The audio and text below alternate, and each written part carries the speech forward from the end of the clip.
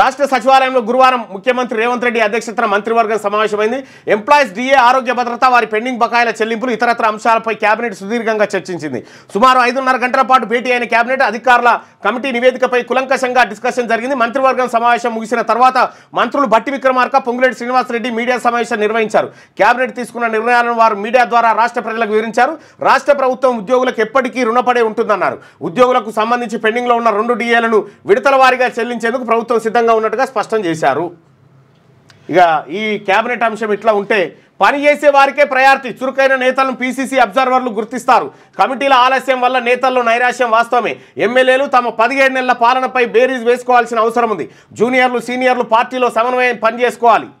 కులగణన, survey, SC వర్గీకరణ, సన్నబియ్యం, భూభారతి వల్ల సర్కార్కు మంచి పేరు వచ్చింది. ఇక స్థానిక ఎన్నికలు రాబోతా ఉన్నాయి. ఎమ్మెల్యేలు నిత్యం ప్రజల్లోనే ఉండాలని చెప్పి చెప్తా ఉన్నారు.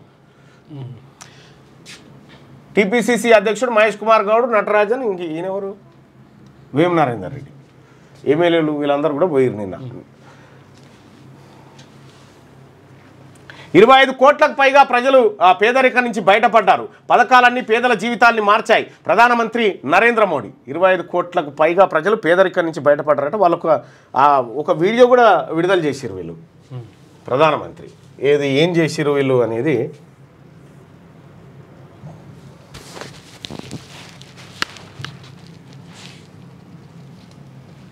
यहाँ ठंडा पड़ जाता था, 2 वक्त के खाने के लिए भी सोचना पड़ता था।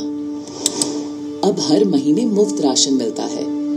अब भूख डराती नहीं, अब पेट भरने के लिए चिंता नहीं करनी पड़ती। पहले हमारे हक की ఈ వీడియో అభివృద్ధి కార్యక్రమాలకు సంబంధించి ఒక వీడియో రిలీజ్ చేసింది కేంద్ర ప్రభుత్వం.